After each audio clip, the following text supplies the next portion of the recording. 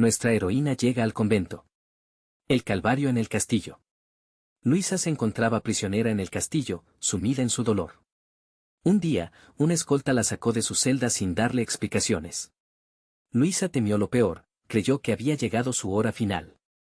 Pensó que la llevarían a un lugar apartado para fusilarla, como hacían con los prisioneros patriotas. Cuando llegaron a un campo abierto, los soldados le confirmaron sus sospechas. Le dijeron que sería fusilada allí mismo. Luisa, con gran entereza, les dijo que cumplieran su misión de inmediato, que no era necesario seguir torturándola.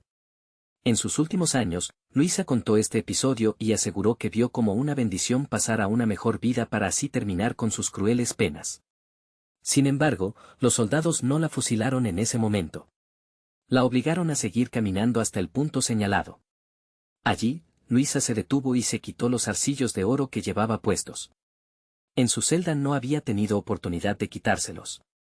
Luisa le entregó los zarcillos a un soldado de la escolta que, durante su enfermedad en prisión, le había mostrado amabilidad y le había dado indicaciones bondadosas y acertadas. El soldado se negó a recibirlos, pero ante la insistencia de Luisa, finalmente los aceptó. Esta fue la horrible escena con la que el comandante del castillo quiso atormentar a la esposa de Arismendi.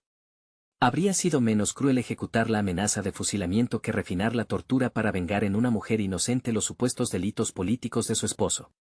La ferocidad por sí sola no supone en el hombre la cima de la degradación, necesita la vileza para causar horror y desprecio, todo junto. Esto es lo que inspiran los autores de la escena referida. El traslado a La Guaira.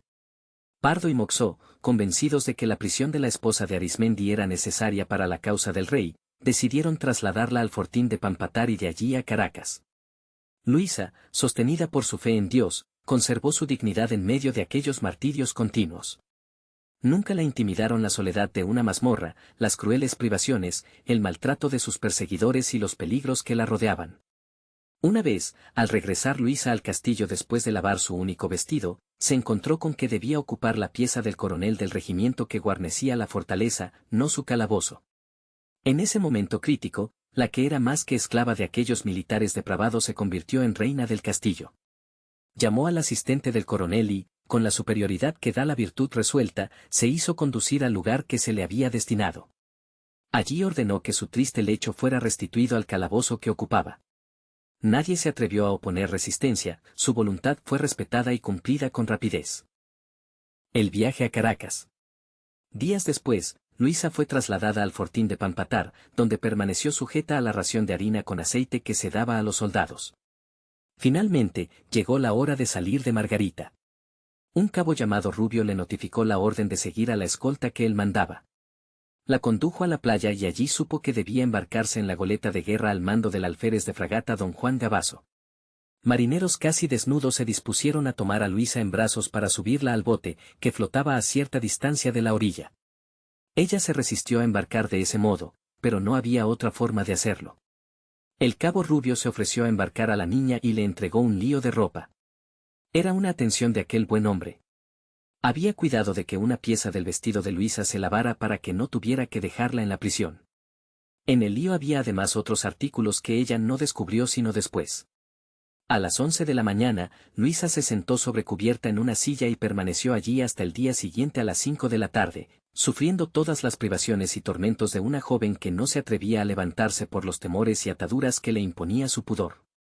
Al llegar a la bahía de Cumaná, el general Morillo tomó a su bordo a la familia del doctor Andrés Lebel de Goda, que se dirigía a Caracas.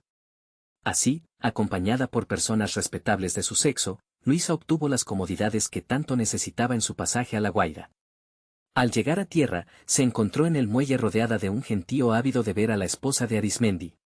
La escolta la condujo ante el comandante de la plaza, el teniente coronel don Remigio María Bobadilla, alojado en la antigua factoría, que hoy es casa de aduana.